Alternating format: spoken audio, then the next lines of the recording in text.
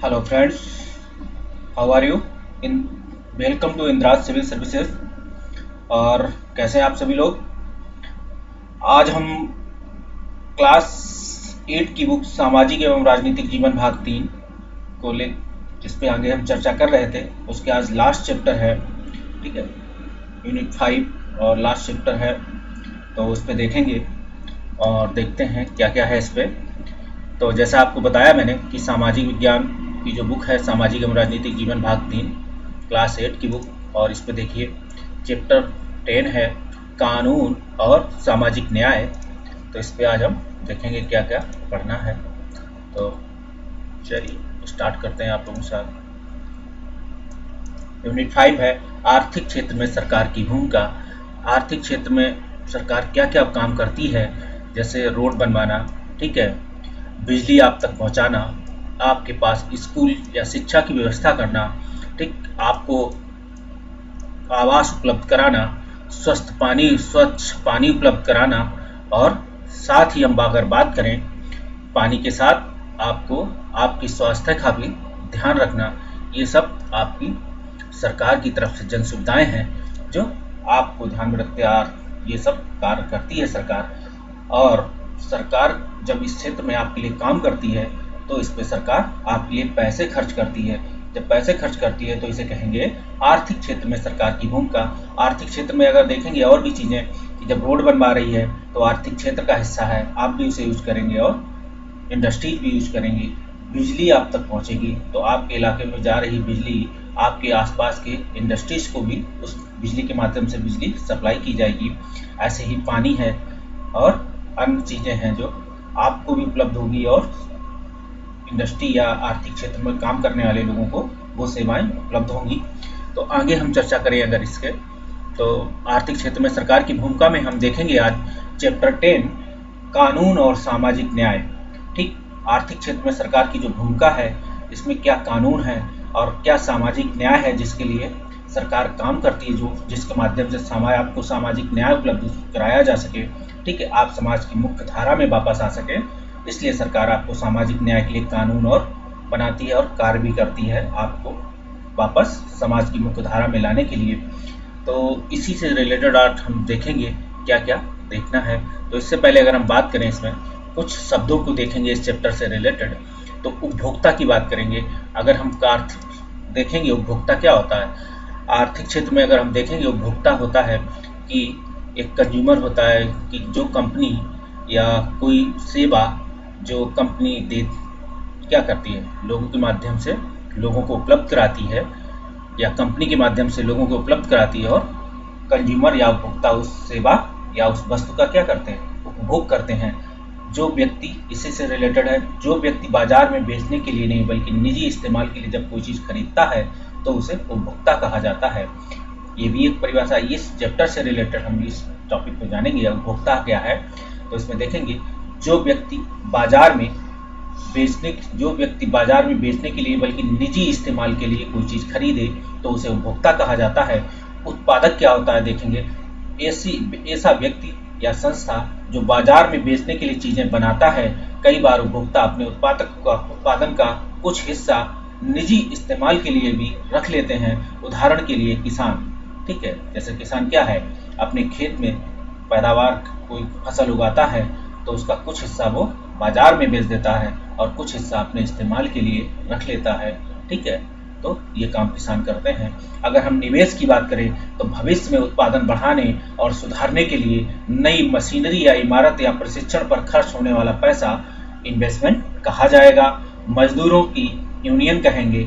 मजदूरों का संगठन आमतौर पर मजदूर यूनियनें कारखानों और दफ्तरों में दिखाई पड़ देती हैं, लेकिन अन्य किस्म के मजदूर को भी यूनियन हो सकती हैं। आपको पता होगा कि जो बड़ी फैक्ट्रीज होती हैं या बड़े कंपनीज होती हैं उसमें मजदूरों का एक संगठन भी होता है और वो उस पर बाकायदा वोटिंग के द्वारा उसमें अपने यूनियन के लीडर को चुना जाता है। लेकिन अन्य किस्म के मजदूरों को भी यूनियनें हो सकती हैं जहाँ सिर्फ कुछ लोग ही क्या है काम करते हों, लेकिन वो लोग अपने अधिकारों की मांग के लिए क्या है एक यूनियन बना सकते हैं। जैसे घरेलू नौकरों की एक यूनियन है, आपने देखा होगा कई सारे हर शहर में क्या है घरेलू नौकर हैं, लेकिन उनकी उनकी बात कहने वाला कोई नहीं, तो उन्होंने भी अपनी एक यूनियन बनाई है। ठीक है, वो भी अपनी बात करते हैं। यूनियन के नेता अपने सदस्यों की ओर से मालिकों के साथ सौदेबाजी बातचीत करते हैं। सौदेबाजी का मतलब है कि आप ये काम कीजिए। अगर किसी एक व्यक्ति, किसी एक नौकर का क्या हुआ, अधिकारों का हनन होता है, तो उसके साथ वो सौदेबाजी किस संदर्भ में है कि इसको ये न्याय मिले, ये सामाजिक न्याय है, इसका अधिकारों की बात होती है, तो बातचीत करते हैं। मजदूर यूनियन वेतन, श्रम नियमावली, नियुक्ति, बर्खास्तगी और पदोन्नति से संबंधित नियमों, लाभों और कार्यस्थल सुरक्षा आदि मुद्दों पर काम करती है। हम इस चीज़ पे भी देखेंगे। अगर आगे हम चर्चा करें अगर इसके, तो अब हम चैप्टर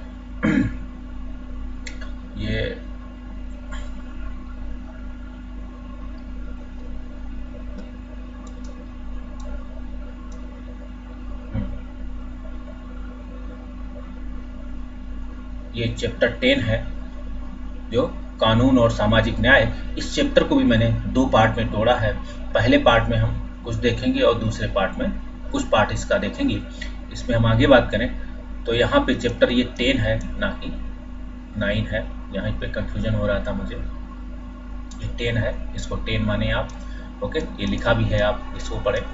तो कानून और सामाजिक न्याय की बात करें, ठीक है। तो अगर हम बात करें, जैसे इसी चैप्टर से शुरुआत करते हैं कि कपास पैदा करने वाला छोटा किसान ये रोड से बुनकर या कपड़ा निर्यात करने के मजदूर, कमीज के उत्पादन में प्रत्यक्ष या अप्रत्यक्ष रूप से शामिल बहुत सारे लोग बाजार का शोषण शिकार होते हैं। उनके साथ उचित बर्ताव नहीं होता है। बाजार में हर जगह लोगों के शोषण की संभावना बनी रहती है, चाहे वे मजदूर हों, उपभोक्ता हों या उत्पादक हों। ठीक, आपने देखा होगा कि रोड में जो छोटे किसान है निर्यात करने वाले, जो कपास उत्पादन करते थे, वहाँ के क्या है, छोटे बुनकर लोग उनके क्या अप्रत्यक्ष रूप से बाजार में क्या है, उनसे सौदेबाजी करते हैं, उनके माल को लेके या कपास को लेके, जिन्हें उन्हें कभी कभी क्या होता है, कम दामों पे उन्हें बेचना पड़ता है, और ये वहाँ उनके साथ शोषण है। तो इसके लिए सरकार क्या करेगी, कानून बनाएगी, सामाजिक न्याय उन्हें उपलब्ध कराएगी कि आप कोई भी व्यक्ति इस दाम को इतने से पहले से ही काम क्या है, सरकारें क्या होती हैं, किसी भी वस्तु का, जैसे कपास है, जिस स्टेट में उत्पादन ज़्यादा होता होगा तो हो सकता है वहाँ की सरकारें उसकी MSP लागू हर साल निर्धारित करती होंगी कि इस साल कपास की मिनिमम कीमत ये रहेगी। ठीक है, इससे ज़्यादा आप खरीद सकते हैं, इससे कम पे आप नहीं खरीद सकते हैं। या सरकार स्वयं कहती है कि अगर आप उनको प्राइवेट या किसी बुनकर को नहीं बेचते हैं, बुनकर आपका इतने पैसे में नहीं खरीदता है, तो आप हमारे बनाए हुए सेंटरों पर आके अपना माल बेच सकते हैं। ठीक, इससे बात करती है। अब आगे बात करें, अगर उनके उचित बर्ताव नहीं होता है, बाजार में हर जगह लोगों के शोषण की संभावना बनी रहती है, चाहे वे मजदूर हों, उपभोक्ता हों या उत्पादक हों। लोगों को इस तरह के शोषण से बचाने के लिए सरकार कानून बनाती है। इन कानूनों के जरिए इस बात की कोशिश की जाती है कि बाजार में अनुचित तौर तरीकों पर अंकुश लगाया जाए। हम अगर आगे बात करें कि इसमें किस तरीके से काम होगा, कि जब अंकुश लगाया जाएगा इसके लिए कानून बनाए जाएंगे। ठीक है, इसके लिए क्या होगा, सरकार कानून बनाएगी और जिससे लोगों को सामाजिक न्याय मिल सकेगा। आगे हम बात करते हैं। ठीक, ये देखिए एक फोटो है जो किसी मॉल के आसपास के हैं, मजदूर हैं। एक तरफ क्या है, एक तरफ ऊंची बिल्डिंग्स हैं, ठीक है, मॉल्स बने हैं, दूसरी तरफ अभी वर्कर्स जो हैं इस क्षेत्र में अभी भी काम कर रहे हैं।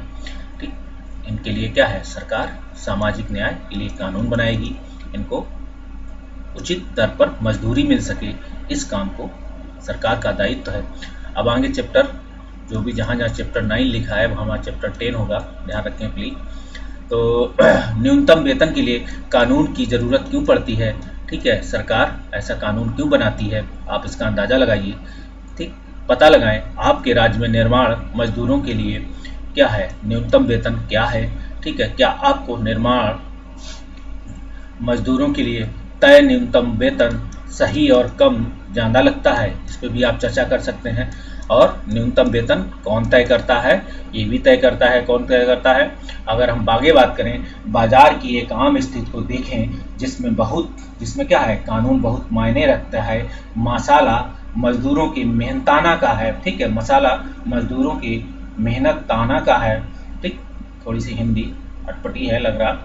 तो निजी कंपनियां, ठेकेदार और कारोबारी लोग आमतौर पर ज़्यादा से मुनाफा कमाने की कोशिश करते हैं। मुनाफे की चाह में कई बार वे मजदूरों को उनका हक नहीं देते, कई बार तो उनका मेहनताना तक नहीं देते हैं। मजदूरों को उनका मेहनताना, जो उन्होंने काम किया उसकी पैसा या मजदूरी, उस मजदूरी के एवज में पैसा ना देना ही मेहनताना ना देना कानून की नज़र में गैर कानूनी या गलत है। अगर हम बात करें इसकी कि मजदूरों को मेहनताना कम ना मिले या उनको वाजिब मेहनताना मिले, इस बात को सुनिश्चित करने के लिए न्यूनतम वेतन का भी एक कानून बनाया गया है। इस कानून के तहत किसी भी मजदूर को न्यूनतम वेतन से कम मजदूरी नहीं दी जा सकती है। न्यूनतम वेतन में हर साल कुछ ना कुछ बढ़ोतरी कर दी जाती है। आपने देखा होगा, सरकारें अपने यहाँ के मजदूरों के लिए, ठीक है, हर साल क्या करती है, मजदूरी तय करती है कि इतनी मजदूरी होगी, ठीक। हो सकता है एक साल पे रिवाइज ना करे तो अगले साल रिवाइज करे, कभी कभी हर साल रिवाइज नहीं होती है, लेकिन हर साल मजदूरी में कुछ ना कुछ बढ़ोतरी होती रहती है, ठीक है, जिससे कोई भी कंपनी, ठेकेदार, कारोबारी उनकी मजदूरी को कम मजदूरी पे उन्हें मेहनत ज़्यादा करवा के और कम मजदूरी उसे ना दे। और इन मजदूरों के काम के घंटे भी निर्धारित सरकार कर रही है कि इतने घंटे तक मजदूर काम करेंगे और आपको इतना मेहनताना उनका देना पड़ेगा। तो ये सारी चीज़ें आज सरकार कानून के माध्यम से लोगों के लिए कानून बनाकर उनको सामाजिक न्याय के तहत उपलब्ध कराती है, अधिकार उनके देती है। और इसकी हम बात करें, अगर जिस तरह मजदूरों को सुरक्षा प्रदान करने के लिए न्यूनतम वेतन का कानून बनाया गया है, उसी तरह बाजार में उत्पादकों और उपभोक्ताओं के हितों की रक्षा करने के लिए भी कानून बनाया गया है, ठीक। इस कानून कहते हैं, इन कानूनों के जरिए मजदूर, उपभोक्ता और उत्पादक तीनों के संबंधों को इस तरह संचालित किया जाता है कि उनमें किसी का शोषण ना हो सके। हम ये भी देखेंगे, उपभोक्ताओं के हितों की रक्षा करने के लिए जो कानून बनाए गए हैं, इनके जरिए मजदूर, उपभोक्ता और उत्पादक तीनों के संबंध को किस तरह संचालित किया जाता है। एक तरीके सरकार इनके मजदूर, उपभोक्ता और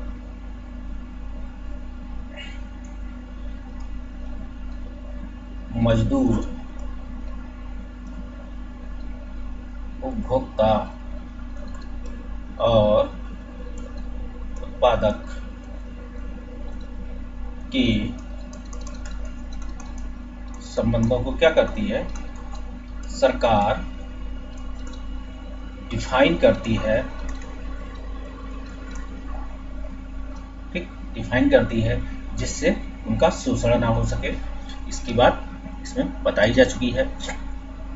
अगर हम बात करेंगे इसके आगे, अहमदाबाद के कपड़ा मिल में काम करते मजदूर बिजली से चलने वाले कार्गों के साथ बढ़ती प्रतिस्पर्धा के कारण 1980 और 1990 के दशक में ज़्यादातर मिल बंद हो गए थे।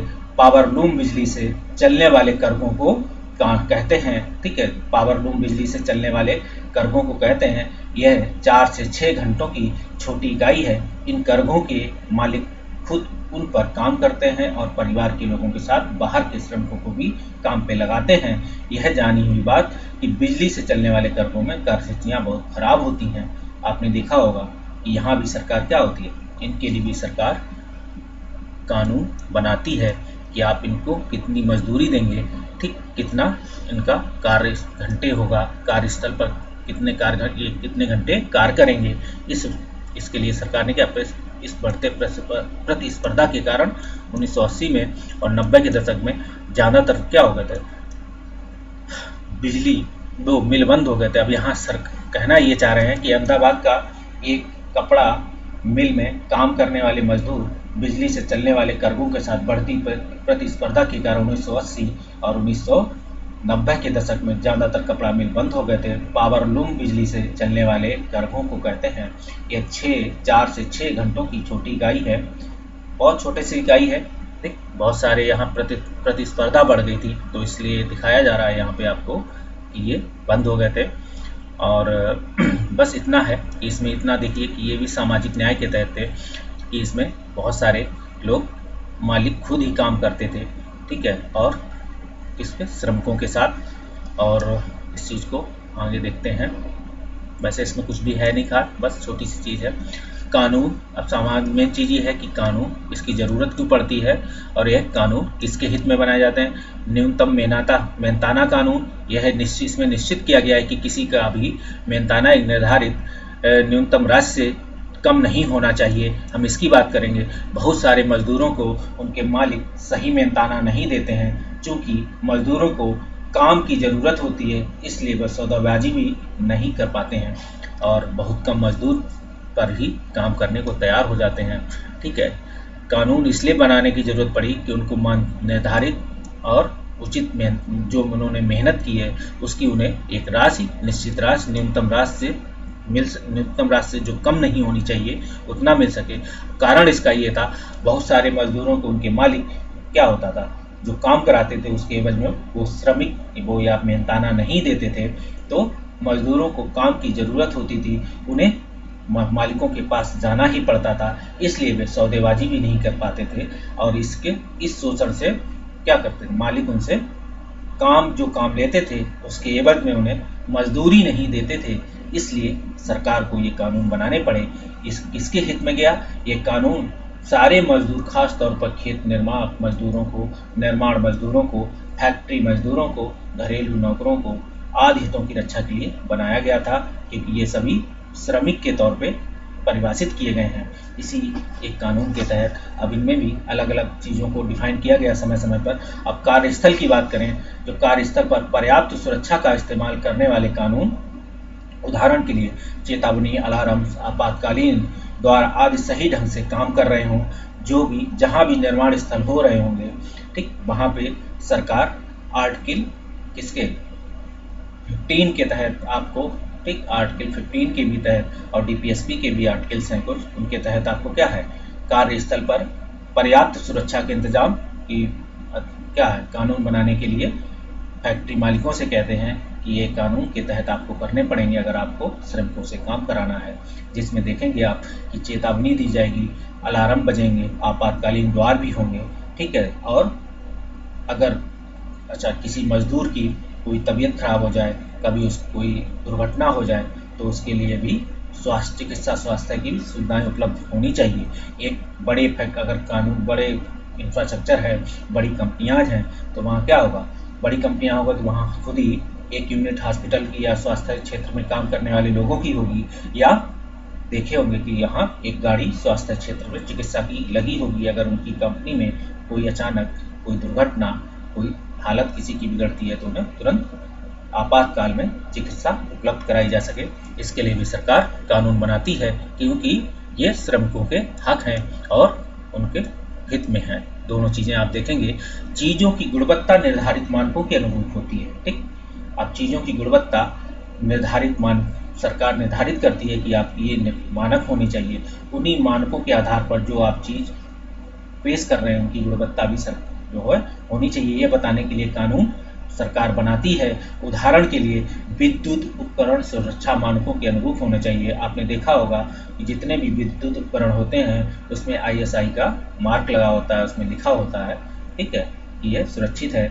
अब इसकी क्यों विद्युत उपकरणों, भोजन, दवाई और खराब गुणवत्ता के कारण उपभोक्ताओं के जीवन खतरे में पड़ सकते हैं या पड़ जाते हैं, इसके लिए कानून बनाए हैं। इसलिए सरकार ने क्या किया, एक चीज़ों की गुणवत्ता के लिए एक मानक निर्धारित कर दिए कानूनों के माध्यम से, ठीक है, जिससे आप कोई भी चीज़ बनाएंगे तो वो उस एक गुणवत्ता पे खरे उतारने चाहिए, ठीक। इस चीज़ की भी सरकार देखती है और कानून भी बनाती है और निरीक्षण भी करती है। जरूरी चीज़ें जैसे चीनी, मिट्टी का तेल, अनाज आदि की कीमतों को नियंत्रण में रखने वाले कानून, ठीक है, जैसे जरूरी चीज़ें जैसे चीनी है, मिट्टी का तेल है, अनाज है और कीमतों को नियंत्रण रखने वाले कानून आपने देखा होगा। बीच बीच में अचानक क्या होता है, किसी चीज़ की कीमत अचानक बहुत तेज बढ़ जाती है। अक्सर कर आपने देखा होगा कि खाने वाली वस्तुओं में खासकर आपको देखा होगा, खासकर प्याज की कीमत कभी कभी आपने देखा होगा आसमान छूती है, जिसपे सरकारों पर खूब खिंचाई होती है। या कभी कभी आपने देखा होगा दालों की कीमत अचानक इतनी बढ़ जाती है कि सारे विषय छोड़ के दाल और प्याज पे चर्चा होती है। तो ये सब चीज़ों के लिए देखिए, आम चीज़ों पर क्या करती है सरकार, इन पे नियंत्रण रखने के लिए सरकार कानून भी बनाती है और निगरानी भी रखती है। ऐसा सरकार इसलिए भी करती है कि ये लोगों के आम ज़रूरतें हैं, उनकी कीमत नियंत्रण में बनी रहें। अगर किसी चीज़ की कीमत ऐसे इंटरनेशनल लेवल पर ज़्यादा बढ़ जाती है और वो घरेलू उपभोग की चीज़ है, ठीक आम आदमी की व्यक्ति उपभोग की चीज़ है, तो सरकार उस पर सब्सिडाइज करेगी। अगर वो निर्यात करती है या सरकार उसको डिस्ट्रीब्यूट करती है, सरकार खुद अपने डिस्ट्रीब्यूशन सेंटर पे उन चीज़ों को सब्सिडाइज पर बेचती है। ये सरकार प्रचार के माध्यम से बताती है कि अगर आपको ये सामान खरीदना है तो हमारे बनाए हुए सेंटर से ये सामान खरीदें, आपको इस कीमत पर ये चीज़ उपलब्ध होगी। ठीक, इसमें दिखाते हैं ऐसे इसके लिए क्यों ज़रूरी है। कहते हैं कि ऐसे गरीबों के हितों की रक्षा के लिए जो इन चीज़ों की भारी कीमत वहन नहीं कर सकते हैं, उनके लिए हमें एक सरकार क्या बताती कानून बनाती है, क्योंकि सरकार उनके लिए भी उतनी है जितनी आपके लिए है। जो इनकी कीमत, जैसे हमने कल बताया था कि जो कंपनियां हैं, अगर बोतल बंद पानी आप मार्केट से खरीदेंगे तो आम आदमी उस पानी को लगातार पर वहन नहीं कर सकेगा या सर्वाइव नहीं कर पाएगा, क्योंकि पानी की कीमत उन्हें भारी कीमत चुकानी पड़ेगी। इसी तरीके से आम उपभोक्ताओं की चीज़ें, तो इन चीज़ों की भी कीमत आम व्यक्ति क्या करेगा, वहन नहीं कर सकता है, तो उनके लिए सरकार कानून बनाती है और कीमतों को नियंत्रण में रखती है। देखेंगे आप आगे, ऐसे कानून जो फैक्ट्रियों को हवा या पानी में प्रदूषण फैलने से रोकते हैं। ठीक, ऐसे कानून जो फैक्ट्रियों को हवा या पानी में प्रदूषण फैलाने से रोकते हैं, इसके लिए भी क्या करती है सरकार, कानून बनाती है। ऐसा क्यों बनाती है, तो आप बताइए कि अगर वातावरण या जब प्रदूषित होगा, हवा ही जब क्या होगी प्रदूषित होगी। आपने देखा होगा दिल्ली जैसे शहरों में सर्दियों में क्या होता है, अक्सर कर जो पर्यावरण इंडेक्स है वो काफ़ी तेज़ी से नीचे गिरता। आपने देखा होगा कि धुंध के कारण लोगों को अस्थमा बीमारियां, बहुत सारी प्रॉब्लम्स आने लगती हैं। तो सरकार इन पे कानून भी बनाती है। ठीक है, आपने देखा होगा दिल्ली में कई बार ऑड एंड इवन नंबर की गाड़ियां चलने लगती हैं, कारण प्रदूषण फैल रहा होता है। ठीक, लोगों को बहुत सारी तकलीफें पड़ जाती हैं। अब तो ये आम बीमारी, आम चीज़ जो हवा में प्रदूषण है, ये तो अन्य शहरों में भी अब इसके लिए सर क्या है कानून बने हैं, और भारत सरकार और राज्य सरकारें इसमें काफ़ी सख्ती के साथ कानून भी बना रही हैं और इस पर कानून को पे निरीक्षण करके लोग कानून के निरीक्षण के लिए शासन प्रशासन इस पर निगरानी रखती है और जो गाड़ियों के मानक हैं उनको देखती है या उनको फिर पकड़ती है, उन पर कानूनन जुर्माना लगाती है। ठीक, आपने देखा होगा अक्सर कर सरकार आपसे जाएंगे रोड पे चलते हुए तो वो आपसे गाड़ी के कागज़ों में एक कागज़ आपसे मांगेगा कि उनसे पर्यावरण से रिलेटेड होता है, वो भी आपको दिखाना पड़ता है। ठीक है, तो ऐसा इसलिए भी करते हैं कि इससे आप जो है पर्यावरण सुरक्षित रहेगा। आपको जो आप हवा लेते हैं वही आम व्यक्ति और दूसरे व्यक्ति भी लेते हैं। ठीक, तो इस चीज़ को वो फैलाने से रोकते हैं, पर्यावरण को प्रदूषित होने से बचाने के लिए सरकार कानून बनाती है। कार्यस्थल पर बाल मजदूरी को रोकना, इसके लिए सरकार कानून बनाती है। इसका लिए ये है कि बाल मजदूरी अब गैर कानूनी है। ठीक है, सरकार इस पे कानून बना चुकी है। अगर कहीं किसी कारखाने, किसी होटल, किसी घरों में अगर कोई बाल मजदूरी करते दिखता है तो वो कानूनन अपराध है। उसके लिए सरकार ने जुर्माना और दंड दोनों निर्धारित कर रखे हैं। दूसरी चीज़ है, आज शिक्षा एक मौलिक अधिकार है और कानूनी अधिकार भी है। इसके तहत भी आप किसी भी बच्चे को से बाल मजदूरी नहीं करा सकते, क्योंकि अभी उसकी पढ़ने की उम्र है। ठीक है, तो इसका भी ध्यान रखा जाएगा, इसका भी जिक्र किया गया है, जिससे वो अपना क्या है, जब तक वो बाल मजदूर, जब तक बाल हैं, जब तक उनमें इतनी समझ नहीं है ठीक कि उन्हें क्या करना चाहिए, तो सरकार इसकी जिम्मेदारी के लिए कानून बनाती है और उनके अभिभावकों को इस चीज़ के लिए मतलब एक संरक्षक के रूप में कहती है कि आपका कानूनी, ये बच्चों का कानूनी अधिकार है, आप इन्हें इनकी हक की शिक्षा उपलब्ध कराएं। और सरकार इस शिक्षा के लिए इंतजाम करती है, कानून बनाती है। फिर बात हम करते हैं मजदूर यूनियन संगठन बनाने से संबंधित कानून की बात। तो मजदूर यूनियनों को देखेंगे आप कि यूनियनों से संगठित होकर मजदूर अपनी संयुक्त ताकत के सहारे ही वेतन और बेहतर कार्रवाइयों के लिए आवाज़ उठा सकते हैं। ठीक है, आपने देखा होगा पहले क्या थे, बहुत सारी अपने यहाँ क्या है, बहुत सारी फैक्ट्रियों में, हर फैक्ट्री में लगभग एक मजदूर यूनियन होता है और एक पूरे प्रदेश की भी यूनियन होती है और एक पूरे भारत के लेवल पे भी इनकी यूनियन होती है।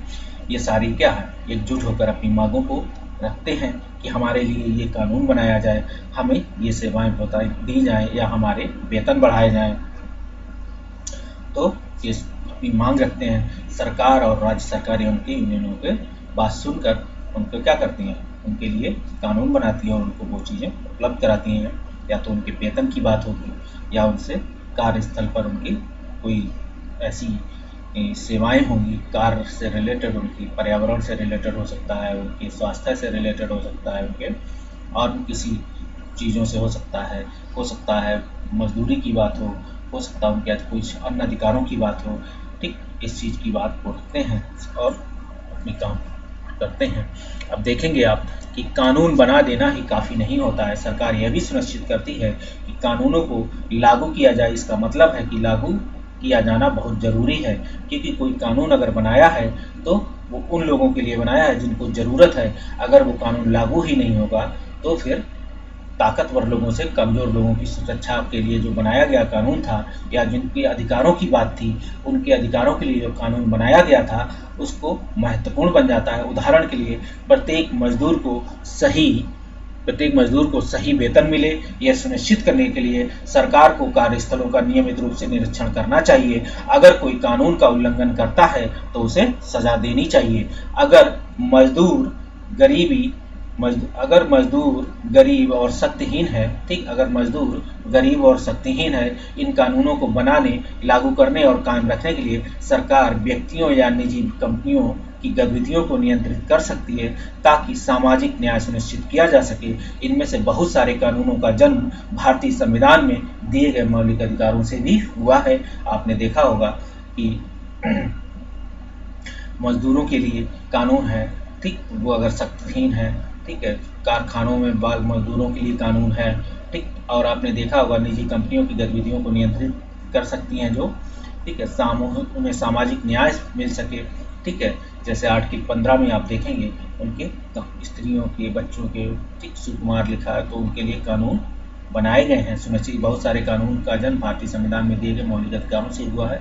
आप अगर मौलिक अधिकारों को देखेंगे, जैसे आर्टिकल क्या है, आर्टिकल 15, ठीक, और बात करेंगे 23 और 24 में भी देखेंगे, और आप देखेंगे आर्टिकल 21 खासकर, ठीक, आर्टिकल 21 जीवन का अधिकार है। इस अधिकार के तहत भी क्या है, आपको बहुत सारे कानून मिलेंगे।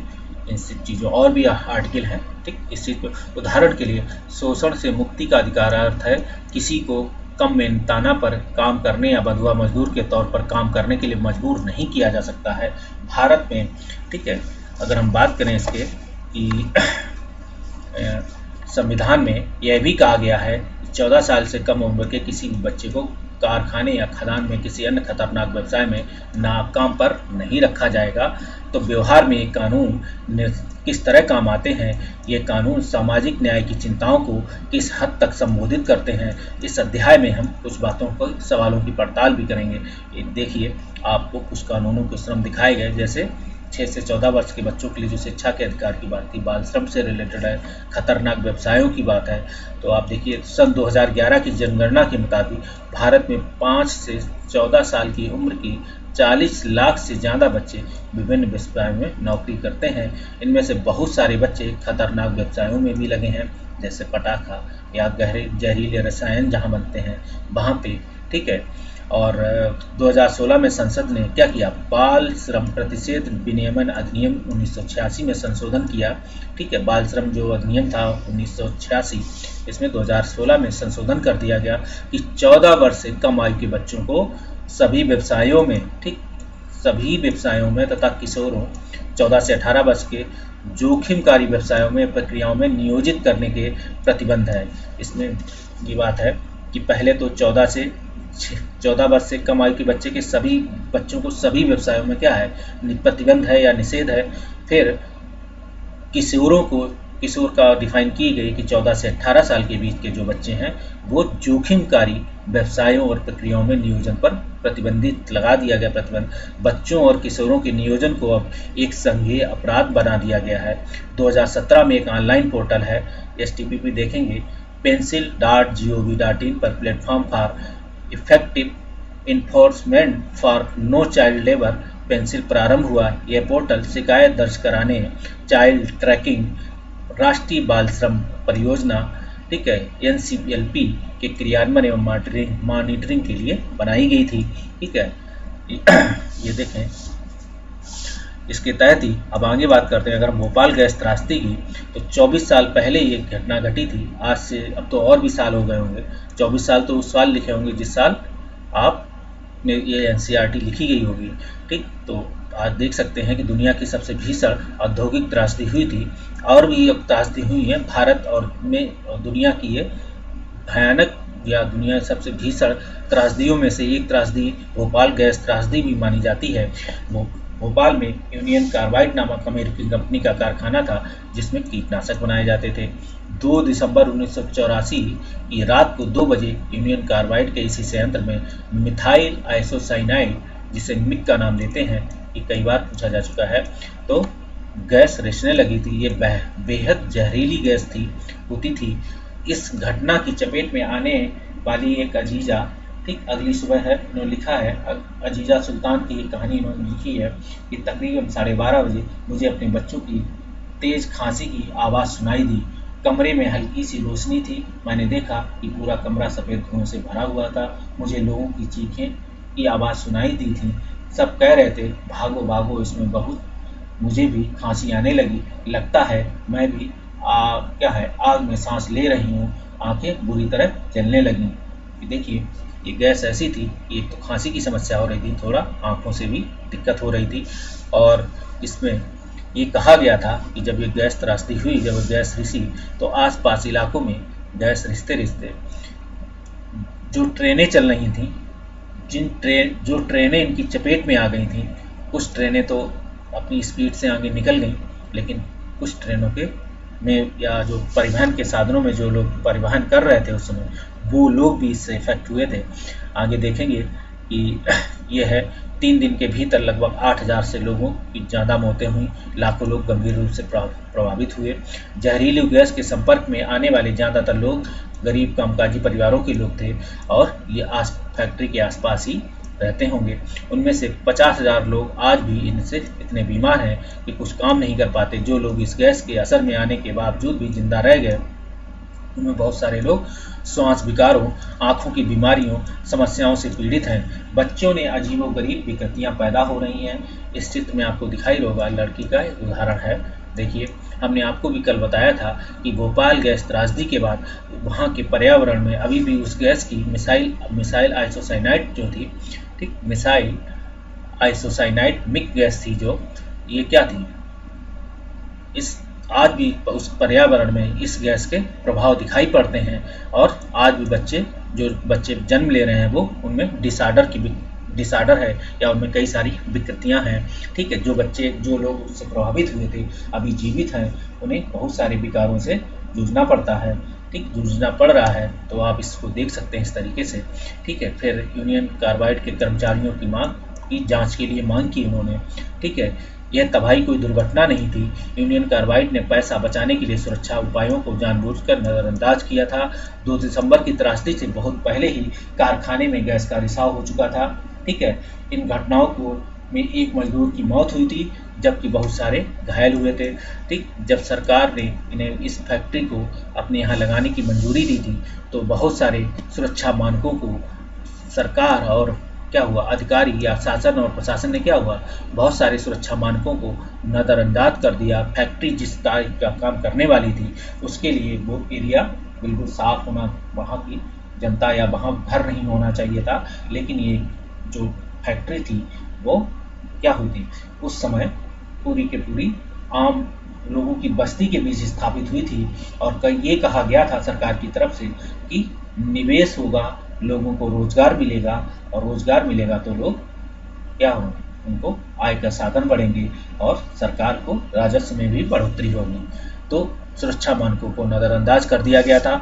यूनियन कार्बाइड कर्मचारी यूनियन के सदस्यों का आंदोलन है ये, ठीक। अब आगे देखेंगे। सबूतों से पूरी तरह साफ था कि वहाँ विनाश के लिए यूनियन कार्बाइड ही दोषी है, लेकिन कंपनी ने अपनी गलती मानने से इनकार कर दिया था। इसके बाद शुरू हुई कानूनी लड़ाई ने पीड़ितों की ओर से यूनियन कार्बाइड के खिलाफ दीवानी मुकदमा दायर किया गया था और 1985 में सरकार ने $3 अरब का मुआवजा मांगा था। 89 में केवल 87 करोड़ के डॉलर के मुआवजे पर अपनी सहमति दे दी थी। इस तरह से जीवित बच निकले वाले लोगों को इस फैसले के खिलाफ सर्वोच्च न्यायालय में अपील की, मगर सर्वोच्च न्यायालय ने इस अपील में कोई बदलाव नहीं किया। फिर ये केस आगे भी चलता रहा, ठीक। हम आपको बताएंगे, इस पे फाइनली डिसीजन भी आ चुका है और सरकार ने सुप्रीम कोर्ट ने यूनियन कार्बाइड को क्या है, मिक जो थी यूनियन कार्बाइड कंपनी थी, जो उसके जो मालिक और उसके जो सीईओ थे उनको दोषी करार दिया था। लेकिन बाद में अपने फैसले में काफ़ी लंबी समय की प्रक्रिया के बाद यूनियन कार्बाइड ने कारखाना तो बंद कर दिया, लेकिन भारी मात्रा में विषैले रसायन वहीं छोड़ दिए। ये रसायन रिस कर जमीन में जा रहे थे, जिससे वहाँ का पानी भी दूषित हो रहा। देखिए यूनियन कार्बाइड में क्या हुआ, यूनियन कार्बाइड से गैस के रिसाव से पर्यावरण प्रदूषित हुआ, ठीक। वहाँ के लोग बहुत सारी विकृतियों या बहुत सारी बीमारियों से जो है ग्रसित हो गए। जो बच गए थे वो बीमारियों से ग्रसित हो गए, या तो वो मर गए, और जो बच्चे आज पैदा हो रहे हैं तो वो क्या हुआ, वो उनमें भी डिसऑर्डर है। दूसरा, पानी में वो रसायन नीचे जो है भूमिगत जल में प्रदूषित कर गए, तो अब जो पानी ऊपर आ रहा है तो उससे भी लोगों क्या मवेशी जानवर और आप जो खेतों में पानी जा रहा है, ठीक है, जो आप अनाज खा रहे हैं हर जगह उसकी क्या है साइड इफेक्ट आपको दिख रहे हैं। तो इसी चीज़ को इन्होंने क्या किया है, एक्सप्लेन किया है। विषैले पानी में लेकिन भारी मात्रा में विषैले रसायन वहीं छोड़ दिए। ये रसायन रिस कर जमीन में जा रहे हैं, जिससे वहाँ का पानी दूषित हो रहा है। अब यह संयंत्रों ठीक, अब संयंत्र डाउ केमिकल नामक कंपनी के कब्जे में है, ठीक है। अब ये केमिकल जो कंपनी है, एक डाउ केमिकल कंपनी है, उसने कब्जे में लिया। इसकी साफ सफाई जिम्मा उठाने को वो तैयार नहीं है, ठीक है। इसके लिए भी लोगों ने आंदोलन किया। यूनियन कार्बाइड संयंत्र के इर्द गिर्द बिखरे रसायनों के बारे के बोरे देखिए इस तरीके से फैला हुआ था। 24 साल बाद भी लोग न्याय के लिए संघर्ष कर रहे हैं। पीने का साफ पानी, स्वच्छ सुविधाएं, यूनियन कार्बाइड के जहर से ग्रस्त लोगों के लिए नौकरियों की मांग कर रहे हैं। उन्होंने यूनियन कार्बाइड के चेयरमैन एंडरसन को सजा दिलाने के लिए भी आंदोलन चलाया, ठीक। अब देखिए, एक मजदूर की अगर हम देखें कीमत क्या होती है, तो यूनियन कार्बाइड में भारत में अपना कारखाना क्यों नहीं खोला, ठीक है। भारत में ही अपना कारखाना क्यों खोला, ठीक, जबकि अमेरिका में भी खोल सकता था, ठीक। क्योंकि ऐसे कारखाने वहाँ पर खोलने के लिए हो सकता है सरकार ने क्या हो, सुरक्षा मान के अपने लोगों को सुरक्षा को ध्यान में रखते हुए ऐसे कारखानों को क्या वहाँ खोलने की अनुमति ना दी हो। निर्माण स्तर पर दुर्घटनाएं आम हैं, इसके बावजूद सुरक्षा उपकरणों अन्य सुविधाओं को अक्सर नज़रअंदाज कर दिया जाता है। आगे देखिए, ठीक है, जबकि इसके लिए बहुत सारे कानून सरकार अपनी तरफ से भी बनाती है और उसका समय पर निरीक्षण भी करती है। इसके बाद भी लोग इन कानूनों का पालन नहीं करते हैं और दुर्घटनाएं घट जाती हैं। विदेशी कंपनियों ने भारत आने का यह कारण एक कारण यहाँ का सस्ता श्रम है। अगर ये कंपनियाँ अमेरिका या किसी और विकसित देश में काम करें तो उन्हें भारत जैसे गरीब देशों के मजदूरों के मुकाबले वहाँ के मजदूरों को ज़्यादा वेतन देना पड़ेगा। भारत में न केवल वे कम कीमत पर काम करवा सकती हैं, बल्कि यहाँ के मजदूर ज़्यादा घंटों तक भी काम कर सकते हैं। यहाँ मजदूरों के लिए आवास जैसी ज़रूरी दूसरी चीज़ों पर भी खर्च करने की ज़रूरत नहीं होती है। इस तरह ये कंपनियाँ यहाँ कम लागत पर ज़्यादा मुनाफा कमा सकती हैं। आप ये भी देखते हैं कि अमेरिका में ये क्यों नहीं लगी होगी, क्योंकि विकसित देशों में काम करें तो भारत जैसे देशों में गरीब मजदूरों के मुकाबले वहाँ मजदूरों को ज़्यादा वेतन देना पड़ेगा। पहला कारण है। भारत में न केवल कीमत वे कम कम कीमत पर काम करवा सकते हैं, बल्कि यहाँ मजदूर के घंटे भी ज़्यादा हैं, ठीक है, ज़्यादा समय भी काम करवा सकें, और मजदूरों के लिए आवास जैसी ज़रूरी चीज़ों पर खर्च करने की भी ज़रूरत नहीं है। इस तरह कंपनियाँ यहाँ कम लागत पर ज़्यादा मुनाफा करवा देती हैं। ठीक, इन सारे चीज़ों को देखते हुए भी क्या हुआ, यूनियन कार्बाइड का मालिक या यूनियन कार्बाइड कंपनी अमेरिका में इसकी स्थापना ना करके भारत में खोलती है। इन सब चीज़ों को ध्यान में रखते हुए लागत में कटौती के तरीकों इससे खतरनाक हो सकते हैं। ठीक, लागत में भी कटौती कर दो अगर, तो ये और भी खतरनाक हो जाएगा। लागत में कमी लाने के लिए सुरक्षा उपायों को अक्सर क्या अनदेखी कर दी जाती है। यूनियन कार्बाइड के कारखाने में एक भी सुरक्षा उपकरण या तो सही ढंग से काम नहीं कर रहा था या उसकी कीमत कम थी। 1980 से 1984 के बीच मिक्स संयंत्रों के कामगारों के दल की संख्या 12 से घटाकर 6 की जा सकी थी। मजदूरों के लिए सुरक्षा परीक्षण की अवधि तो 6 महीने से घटाकर केवल 15 दिन कर दी गई थी। मिक कारखाने के लिए रात की पाली के मजदूर का पद ही खत्म कर दिया गया था। ठीक है, आपने देखा होगा कि इसमें बहुत सारे कैसे कैसे अधिकारों की अनदेखी कर दी गई है। तो सुरक्षा मानकों की अनदेखी की गई पहली बार। दूसरा, यूनियन कार्बाइड के कारखाने में सुरक्षा उपकरण सही ढंग से काम भी नहीं कर रहे थे। ये भी जो लगे हुए उपकरण थे वो काम नहीं कर रहे थे, उनकी संख्या भी कम थी। 1980 से 84 के मिक्स संयंत्र कामगारों के दलों की 12 से ठीक है, कामगारों के दल की संख्या 12 से घटाकर 6 की जा चुकी थी। जो कामगार भी काम कर रहे थे उनकी जो दल संख्या थी, यूनिट थी, उन्हें 12 से 6 की गई। मजदूरों की सुरक्षा प्रशिक्षण की अवधि 6 महीने से घटाकर 15 दिन कर दी गई। ठीक है, मिक कारखाने के लिए रात की पाली के मजदूर का पद ही खत्म कर दिया गया। ठीक है, रात की पाली के मजदूर जो दिन में काम करेंगे मजदूर वही रात में भी करेंगे। तो इस तरीके से आप देखेंगे कि भारत में स्वतंत्रता के बाद भी उस स्थिति में ऐसी कंपनियों को वो काम करने के अधिकार दिए गए थे जैसे औपनिवेशिक शासनकाल में जो मजदूरों से काम अंग्रेजों ने कराए थे। इस तरीके से घटनाएं घटी थी इस कंपनी की माध्यम से या ऐसे उस समय की घटनाओं के माध्यम से। ठीक, देखिए, यूनियन कार्बाइड के भोपाल और अमेरिकी संयंत्रों में सुरक्षा व्यवस्था में फर्क जानने के लिए नीचे पढ़ें। पश्चिम वर्जीनिया अमेरिका में कंप्यूटरकृत चेतावनी और निगरानी व्यवस्था मौजूद थी। भोपाल के यूनियन कार्बाइड कारखाने में गैस के रिसाव के लिए केवल मजदूरों के अंदाजे के सहारे काम चलाया जाता था। पश्चिम वर्जीनिया में खतरा पैदा होने पर लोगों को सुरक्षित स्थानों पर ले जाने की व्यवस्था मौजूद थी, जबकि भोपाल में ऐसा कुछ भी नहीं था। आप देखेंगे कि पश्चिम वर्जीनिया में कंप्यूटरीकृत जो चेतावनी थी और निगरानी व्यवस्था मौजूद थी। भोपाल के यूनियन कार्बाइड कारखाने में गैस के रिसाव के लिए केवल मजदूरों के कारखाने के सहारे काम चलाया जाता था। ठीक, भोपाल में जो यूनियन कार्बाइड में गैस के रिसाव के लिए क्या था, मजदूरों के अंदाज, मतलब उन्हें जब ट्रेंड नहीं थे, क्या ऐसे ही मजदूर थे, कोई टेक्नीशियन नहीं थे, तो अंदाजे के सहारे काम चलाया जा रहा था। पश्चिम वर्जीनिया में खतरा पैदा होने पर लोगों को सुरक्षित स्थानों पर ले जाने की व्यवस्था मौजूद थी, जबकि ये एक एनालिसिस बेस है कि वहीं पश्चिम वर्जीनिया में क्या था कि अगर वहाँ सुरक्षा स्थान को खतरा भी पैदा हो जाएगा, लगेगा कि ये खतरा है, ठीक, तो उनको सुरक्षित स्थानों पर ले जाने की व्यवस्था मौजूद थी, जबकि भोपाल में ऐसा कुछ भी नहीं था। ठीक, आप देखेंगे इस चीज़ से इस तरीके से हमारे अधिकारों या वहाँ के लोगों या उनके मजदूरों या वहाँ काम करने वाले यूनिट के साथ उनके अधिकारों का हनन हुआ। किस तरीके से अलग अलग देशों में सुरक्षा मानकों को इतने भारी फर्क क्यों है, दुर्घटना हो जाने के बाद पीड़ितों को इतना मामूली मुआवजा क्यों दिया जा रहा था। अगर इसकी बात करेंगे, इस बात का जवाब यह है कि भारतीय मजदूर की मोल अभी भी ज़्यादा नहीं माना जाता है। एक मजदूर जाता है तो फौरन उसकी जगह दूसरा मिल जाता है। ठीक है, अपने यहाँ क्या है, मजदूर को क्या है, ये तो एक तरीके के क्या है, मिट्टी की तरह माना जाता है। ठीक, उनके अधिकारों को क्या है, उनके अधिकारों को या उनके सुरक्षा मानकों को कोई भी कंपनी उस समय इस तरीके से नहीं देखती थी कि ये भी एक अपने यहाँ के देश के नागरिक हैं या इन पे क्या असर पड़ेगा। तो उनके साथ उस तरीके से खिलवाड़ किया जाता था कि जैसे अगर एक मजदूर चला भी जाएगा तो क्या फ़र्क पड़ेगा, जैसे हम लोग औपनिवेशिक शासनकाल में काम कर रहे थे उसी तरीके से मजदूरों के साथ घटनाएं घट रही थी स्वतंत्रता के बाद भी। कारण सरकारें उस समय उनके कानूनों को लेकर इतना ज़्यादा सचेत नहीं थी। हमारे यहाँ बेरोजगारी इतनी ज़्यादा थी कि थोड़ी सी तनख्वाह मिल जाने के बदले कितने लोग असुरक्षित स्थितियों में काम करने को तैयार हो जाते थे। मजदूरों के इस कारखानों का फायदा उठाकर मालिक कार्यस्थल पर सुरक्षा की जिम्मेदारी से बच जाते थे। ठीक है, इस तरह भोपाल गैस त्रासदी के इतने सालों बाद भी मालिकों के बर्बर रवैये के कारण निर्माण स्थल और खदानों और कारखानों में दुर्घटना की खबरें हर रोज आती रहती हैं, आपने देखा होगा।